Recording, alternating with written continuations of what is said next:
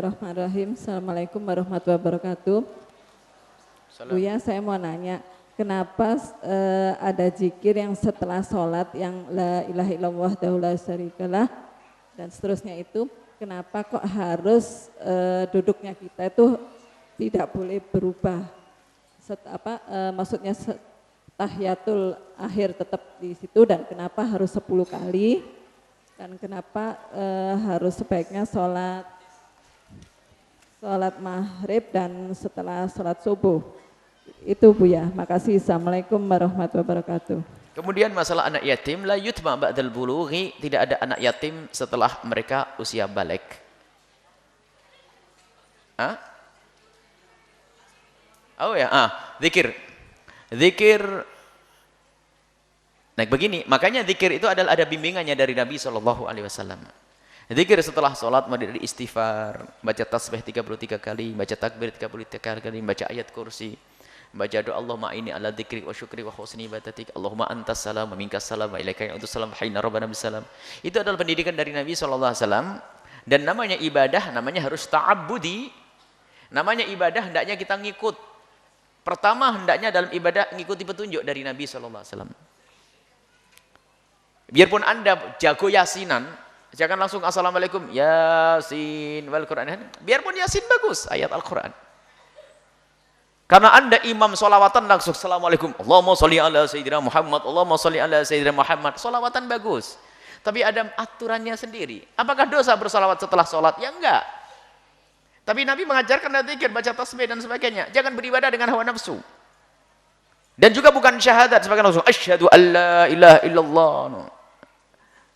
Ada zikir yang diajarkan Nabi dulu, baru nanti mau sholawatan 1000 kali, 100.000 kali, itu setelah itu semuanya. Hendaknya dalam urusan ibadah kita harus lebih patuh, ta'abbudi. Patuh dulu kenapa Nabi menyuruh seperti itu. Nah ini, kalau seandainya saya ada hafal zikir-zikir, bolehlah karena kamu udah hafal zikir-zikir, ya sudah hafalnya yasin tok, ya sudah assalamualaikum, assalamualaikum, yasin, baru karena Anda tidak hafal zikir-zikir itu.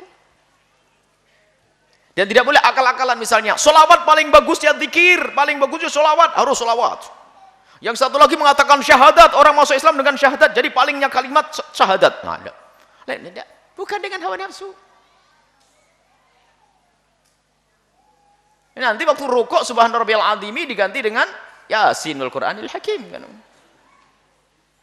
Biarpun tidak batal sholat kita waktu sujud itu, mestinya kita baca subhana lalu baca yasin, atau jago kulhu wallahu ahad, tidak batal sholatmu, tapi aneh. Nah ini, maka perlu ta'abbudi, kita ngikut bagaimana pendidikan dari Nabi. Dan alhamdulillah imam besar kita yang mengumpulkan kitab Riyadhus Shalihin, dan beliau adalah Imam Nawawi, punya namanya kitab Adhkar, bi'iddar wasyaril adhkar. Kalau orang nggak punya kitab adhkar, beli, jual rumahmu untuk beli kitab adhkar itu, karena itu pendidikan zikir-zikir yang dari Nabi SAW, biar kamu tidak ngarang-ngarang. Biar paling enak adalah baca gini kok, paling enak. Enak-enakan apa gitu? Paling asyik ini. Sholawatan ini. Loh, sholawatan bagus tapi ada waktunya itu nanti. Baik. Nah, kemudian caranya pun demikian, termasuk la ilaha illallah syarikalah, dianjurkan agar kita sebelum bergerak kaki kita. Wa wathanin rijlaih. Jadi kita setelah assalamualaikum, sebelum bergerak, waktu habis salat maghrib, habis salat subuh, sebelum bergerak kita baca la ilaha illallah ta'ala syarikalah lahul mulku wal hamdu yuhyi wa yumiitu wa ala kulli syai'in qadir.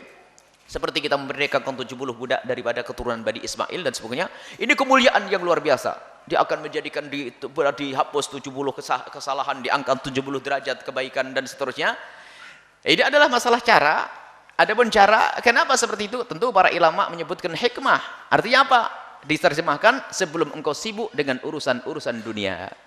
Jadi masih sambung dengan sholat. Jadi begitu pentingnya zikir itu sebelum engkau sibuk urusan dunia. Adapun selebihnya mungkin bisa kita baca sambil kita berjalan, mungkin kita buru-buru. Tapi untuk yang satu ini hendaknya kau sambung dengan sholatmu.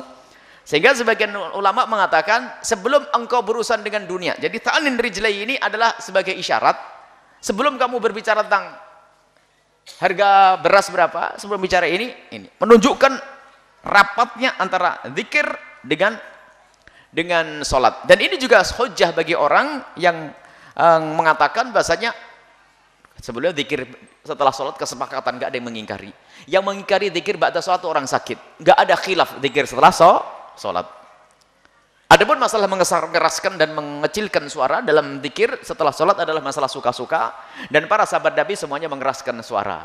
Sahabat Nabi mengeraskan suara. Dalam hadis riwayat Imam Bukhari, inna raf'a sawti bidzikri, mengangkat suara setelah dalam zikir, idzan sarafu minal maktubati, setelah mereka itu selesai sholat wajib, kana fi ahdi Nabi sallallahu alaihi wasallam, ada pada zaman Nabi sallallahu alaihi wasallam. Jadi pada zaman Nabi sudah biasa orang berzikir setelah sholat dengan mengangkat suara. Maka jangan sampai ada hari ini orang berkata zikir dengan mengangkat suara, subhanallah, subhanallah, subhanallah, bid'ah. Nah, itu orang sakit. Kalau Anda zikir boleh, sah, baik-baik. Baik, itulah masalah zikir. Maka itu ta'abbudi, serahkan saja. Adapun hikmahnya seperti itu. Hikmahnya adalah apa? Hikmahnya adalah agar engkau tidak buru-buru berurusan dengan dunia, hendaknya engkau masih berurusan dengan zikir setelah sholat. Assalamualaikum, sambungkan dengan zikir tersebut agar sempurna keutamaan yang Anda lakukan di dalam urusan zikir. Ikuti. Kalau seandainya sudah terlanjur berubah, ya tetap dibaca.